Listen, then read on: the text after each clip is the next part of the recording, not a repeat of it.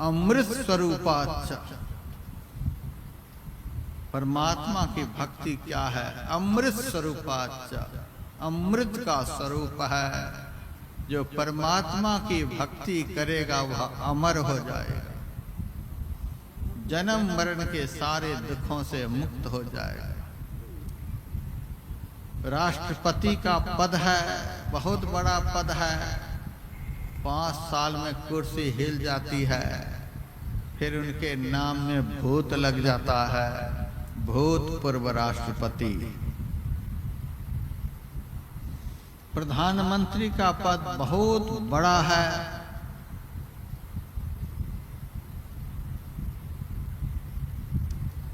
5 साल में कुर्सी हिल जाती है।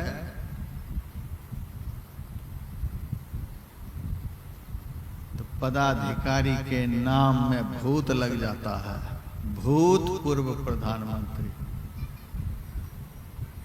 मुख्यमंत्री का पद भी बहुत बड़ा है, कुर्सी हिलते ही पद में भूत लग जाता है, भूतपूर्व मुख्यमंत्री। कलेक्टर का पद भी बहुत बड़ा होता है, रिटायर होते ही भूत लग जाता है, भूतपूर्व कलेक्टर, भूतपूर्व एसपी, भूतपूर्व मुखिया, भूतपूर्व सरपंच। दुनिया के जितने भी पद हैं, सारे पदों में भूत लगे हुए होते हैं। जब तक नहीं मिला तब तक भूत की तरह नाचते रहो। जो नौकर उनके घर रोज थाली धोते हैं, उन्हीं नौकर के घर में हाथ जोड़ना पड़ता है, इस बार हम ही को वोट देना, हम ही को वोट देना। तो मालिक नौकर के सामने हाथ जोड़ रहा है। जो पद पहले ही आदमी को इतना नीचे गिरा देता है, उस पद को पाकर के वैकुंठ कैसे मिलेगा, स्वर्ग कैसे मिलेगा? भूत लगा हुआ होता है। जब तक पद नहीं मिला है, भूत की तरह नाचते रहो। मिल गया तो उस कुर्सी को बचाने के चक्कर में सारे कर्म करते रहो। कुर्सी हिल गई फिर तो भूत सवार हो ही जाता है।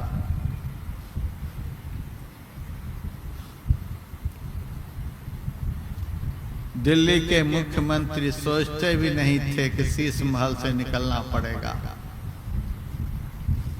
बेचारे को निकलना पड़ गया। तब मन की शांति के लिए गए हैं पंजाब में विपश्यना ध्यान करने के लिए। मुझे ऐसा पता लगा, ध्यान करने के लिए गए। अब उनका दिमाग जगह पर आया। यदि पहले से ही ध्यान में लगे होते तो कुर्सी से उतरना नहीं होता। ध्यान करने से वह पद प्राप्त होता है जिस पद को प्राप्त कर लेने के बाद उस पद से उतरना नहीं होता है। औरंगजेब ने सरमद से कहा था, ऐ सरमद, ऐ मौलाना, तूने मेरे भाई दारा सिको के लिए कहा था मैं तुमको अटल तख्त बख्शूंगा। अब बता तुम्हारा दारा कहाँ है? दारा को उन्होंने कत्ल करवा दिया था। बता वह दारा कहाँ है? तुम्हारा वचन झूठा हो गया। सरमद औरंगजेब के सामने गरजता हुआ कहता, मूर्ख, मेरा दारा अटल तख्त पर बैठा हुआ है। तूने दारा के शरीर को कत्ल कर दिया।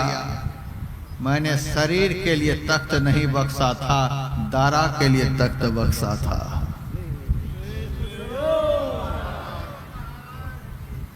मेरा दारा शरीर नहीं था, शरीर में रहने वाला था।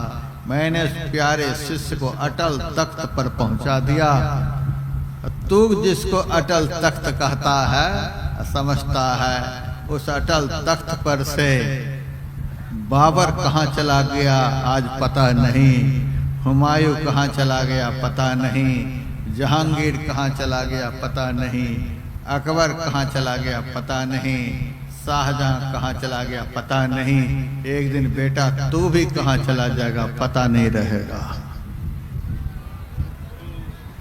यह अटल तख्त नहीं है।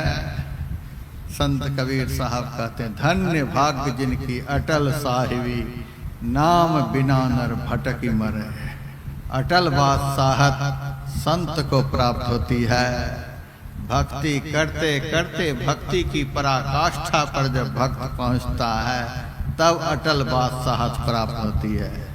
दुनिया की कोई ताकत उसकी गद्दी को हिला नहीं सकती है। देखिए सतयुग में प्रहलाद हुए, 43-44 लाख वर्ष पहले प्रहलाद जी हुए। लगभग उसी आसपास में ध्रुव जी हुए। इतने पुराने समय हो गए तो भी उनके नाम में भूतपूर्व प्रहलाद नहीं लगता है,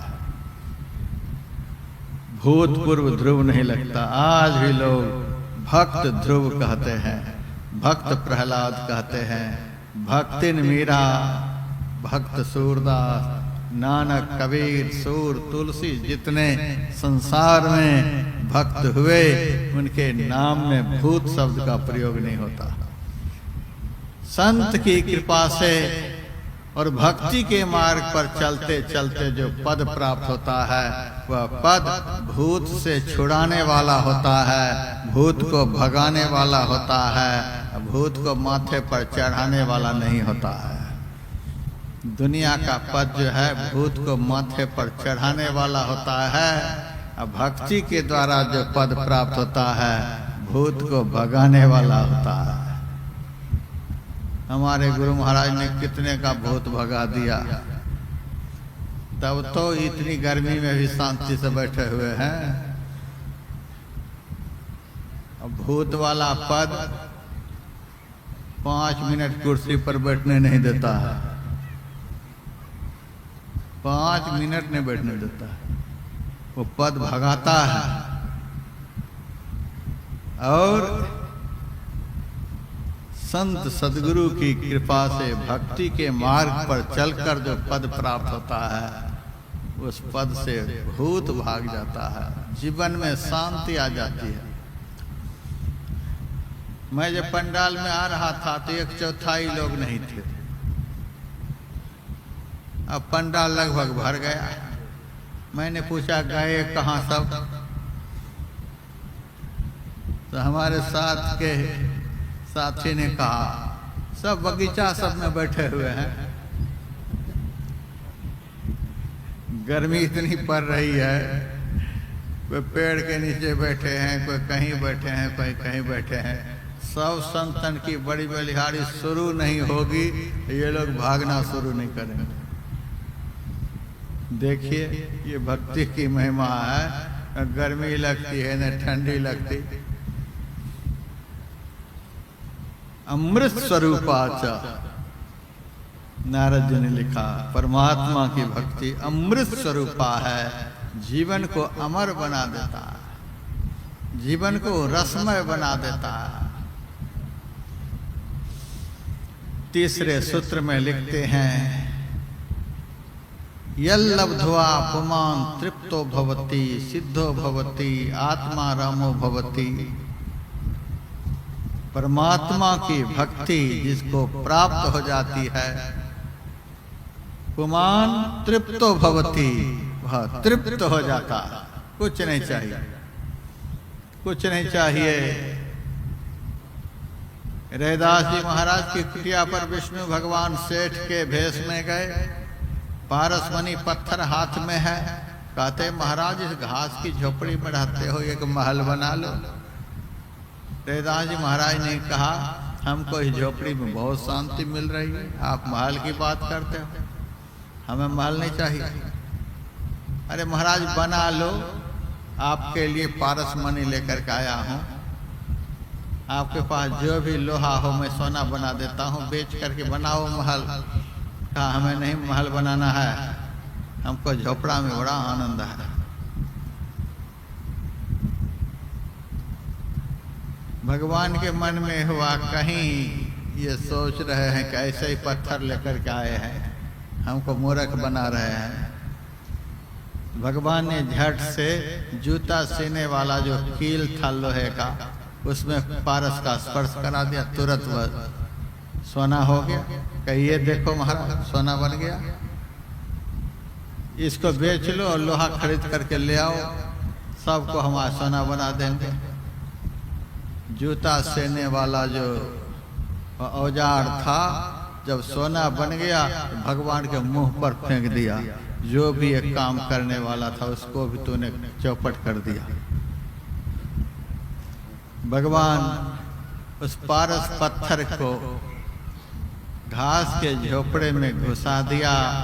कहा कि 1 साल का समय दे रहा हूँ, जितना सोना बनाना है बना लो, 1 साल के बाद आऊंगा। कहा ठीक है जाओ। 1 साल के बाद आए तो वही झोपड़ा, जूता सिर। महाराज आपने पारस का कुछ उपयोग नहीं किया। कुछ नहीं। कहाँ है? कहा जहाँ रखे होंगे। ये देखिए अमृत स्वरूपाच यल्लब्ध्वा पुमान् तृप्तो भवति। जिस भक्ति की प्राप्ति हो जाने पर भक्त इतना तृप्त हो जाता है कि पारस मणि को कंकड़ पत्थर की तरह ठुकरा देता है। तृप्तो भवति सिद्धो भवति, वह सिद्ध हो जाता है। आत्मा रामो भवति, वह अपनी आत्मा में ही रमन करने लग जाता है। यत् प्राप्ति पुमान् न किंचित वांछति न सोचति। परमात्मा की भक्ति जीवन में प्राप्त हो जाए तो न किंचित वांछति, कुछ इच्छा करता ही नहीं, कुछ इच्छा नहीं करता। पानी से मछली को अलग कर दिया जाए और उस मछली को दूध में डाल दिया जाए, मछली को तृप्ति मिलेगी? नहीं मिलेगी। पानी से ज्यादा कीमत का दूध है। घी में डाल दीजिए, अनार के जूस में डाल दीजिए तो अभी तृप्ति नहीं होगी। सोना चांदी हीरा जवाहरात के ढेर पर रख दीजिए तो अभी तृप्ति नहीं मिलेगी। मछली को जब भी तृप्ति मिलेगी तो पानी को पाकर के ही। उसी तरह से जब भगवान की भक्ति जीवन में प्राप्त हो जाती है, उस भक्त को भगवान के दर्शन के अलावे और किसी भी चीज में तृप्ति मिलती ही नहीं है। वह तो तरपता रहता है, तरपता रहता है। यत् प्राप्य पुमान् न किंचित वांछति न सोचति, कुछ सोचता ही नहीं, कुछ चिंता फिक्र नहीं करता।